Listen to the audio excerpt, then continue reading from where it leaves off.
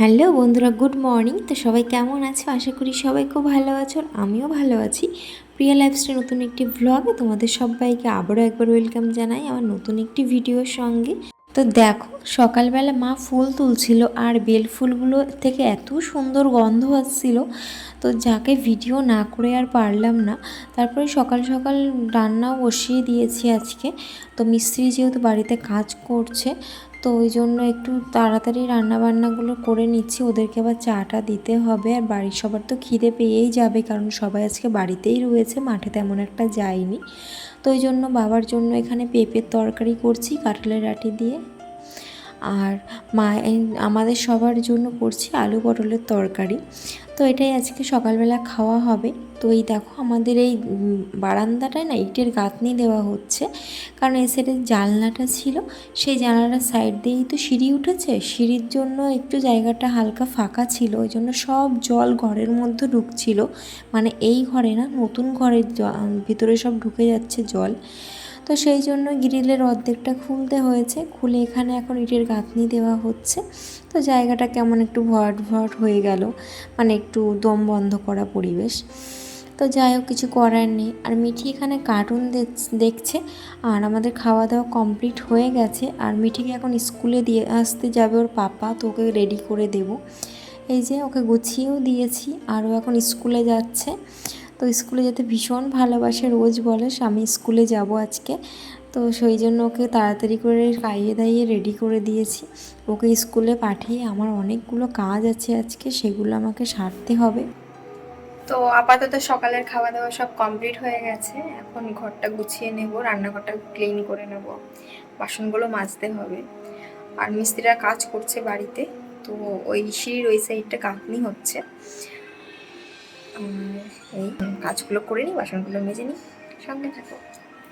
তো খাওয়া দাওয়ার পর সবথেকে যেটা বড় কাজ থাকে সেটা হলো রান্নাঘরটা পরিষ্কার করা।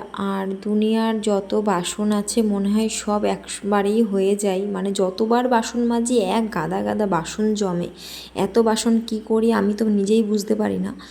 তো সবাই তো বাটিতেই খায়, থালাতে খুবই কম খাওয়া হয়, কিন্তু এত বাসন যে কোথা থেকে বেরোয় আমি বুঝতেই পারি না, সত্যিই বুঝতে পারি না। সকালে দুপুরে রাত্রে এত এত বাসন মাজতে হয়, মানে যেটাই খাচ্ছে সেটাই বেসিনে ফেলছে, সেটাই আবার ধুয়ে রাখতে হচ্ছে।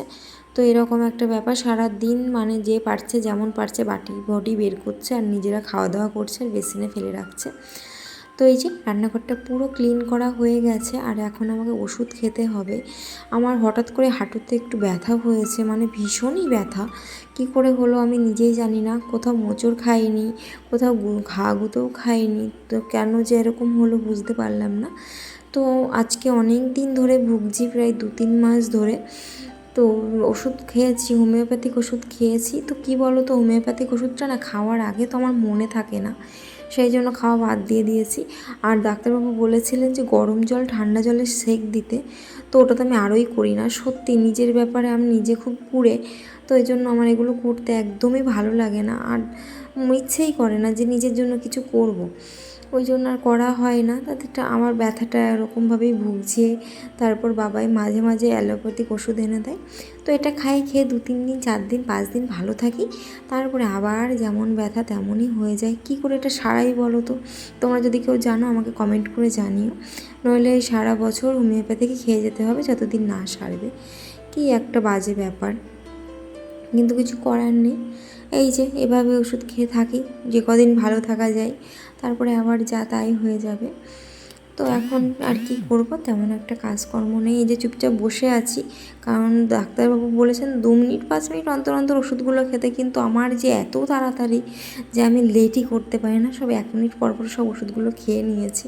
তো আমার হাজব্যান্ড খুব বকাবকি করে, বলে সব ওষুধের এক একটা রিয়াকশান থাকে, সব একবারে খেলে কি করে কাজ হবে। কিন্তু ওই যে হয়ে যায় তাড়াতাড়ি। আর এখানে দেখো, বিকেলবেলা গিয়েছিলাম একটা নিমন্ত্রণ বাড়িতে। তো আমার এই যে পাশের বাড়ি কাকা, ওই কাকা আসলে আমার বাবার নিজের মাসির ছেলে, মানে মাস্তুতো ভাই, সবাই মাস্তুতো ভাইরাই সব।